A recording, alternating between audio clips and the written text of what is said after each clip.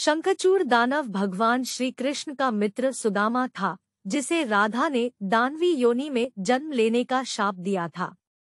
सुदामा श्री कृष्ण का पार्षद था। जब श्री कृष्ण विरजा के साथ विहार कर रहे थे, सुदामा भी उनके साथ ही था। राधा को ज्ञात हुआ तो रुष्ट होकर वहां पहुंची।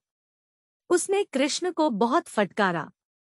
लज्जावश विरजा तो नदी बन गई, किंतु सुदामा ने क्रुद्ध होकर राधा से बात की। राधा ने क्रोधवश उसे सभा से निकाल दिया और दानवी योनि में जन्म लेने का शाप दिया।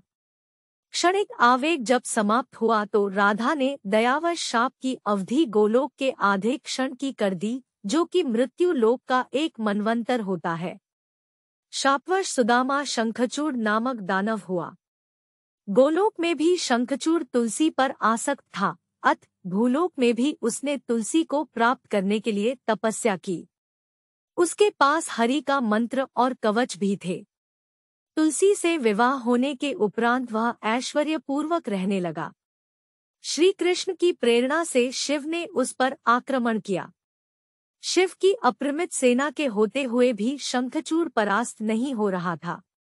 सबने विचारा कि जब तक उसके पास हरि का मंत्र और कवच है और उसकी पत्नी पतिव्रता है, तब तक उसे परास्त करना असंभव है। 100 वर्षों तक युद्ध होता रहा।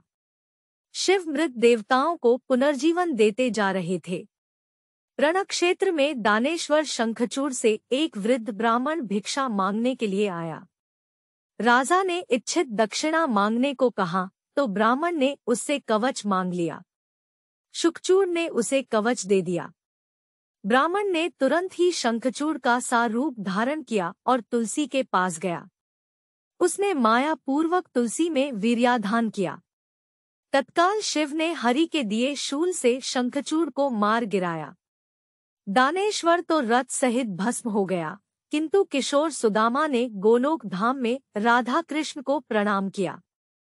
शूल भी शीघ्रतापूर्वक कृष्ण के पास पहुंच गया। शंखचूड़ की अस्थियों से शंख जाति का उद्भव हुआ। शंख से सभी देवताओं को जल देते हैं, किंतु शिव को उसका जल नहीं दिया जाता है।